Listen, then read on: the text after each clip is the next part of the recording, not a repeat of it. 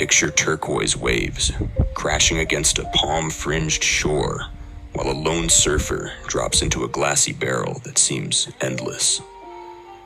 That place is Siargao, an island in the Philippines known for raw ocean power and a chill local spirit. You might know it as a top surf spot, but Siargao surf culture runs deeper than perfect rides. It mixes local heart, respect for the ocean, and a community that keeps things real amid a tourist rush. Siargao stayed off the radar for years as a quiet gem for Filipino fishermen and a few bold travelers in the 1970s and 80s.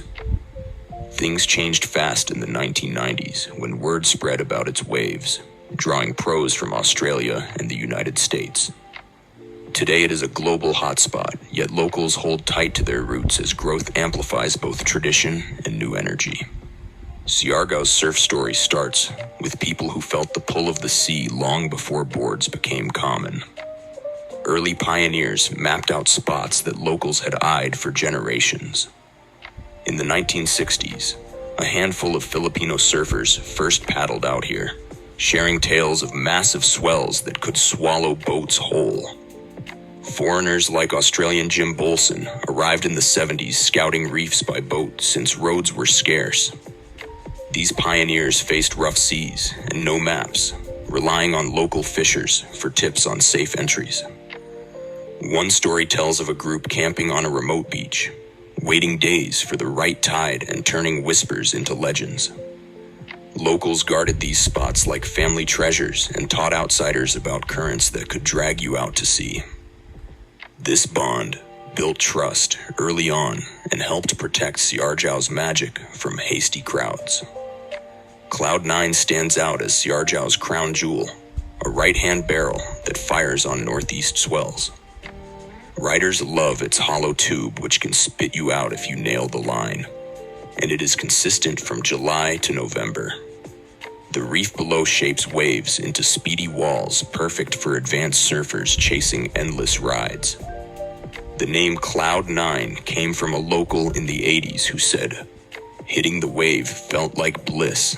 Cloud 9 for a world tour qualifier, and it passed with flying colors, boosting its fame. The wooden boardwalk, built in the 90s, lets crowds watch safely and hosts contests that add to Cloud 9's hype. But Cloud 9 is not just for show. Respect the power, or it will humble you quick. Siargao offers more than one star break with waves for every rider across the island. Jacking Horse near Cloud 9 gives punchy lefts that suit intermediates and is less crowded for confidence-building sessions. Guyuan on the east side rolls in softer peaks that welcome beginners. Daku Island hides a fast barrel for experts, while Stimpy's delivers mellow rights on smaller days. This variety builds an inclusive scene where newbies start easy and pros hunt bigger sets elsewhere.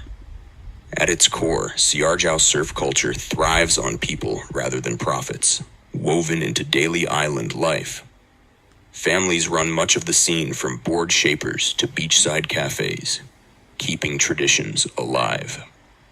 Take the Yui clan, who have hosted surfers since the 80s, sharing meals and wave forecasts from their guest houses.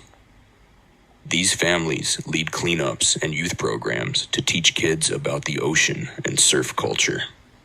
The Gonzalez family started a board repair shop that trains teens, blending trade skills with surf passion.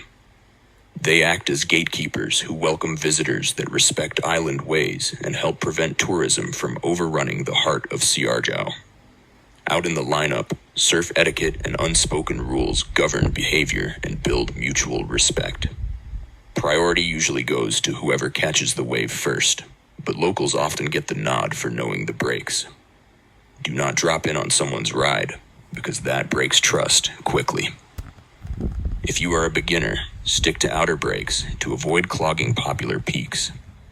A simple nod or saying, "Go ahead," helps build goodwill in the lineup. Paddle wide to give others space to catch waves without interference. Yell "coming through" if you need to pass, so others know your path.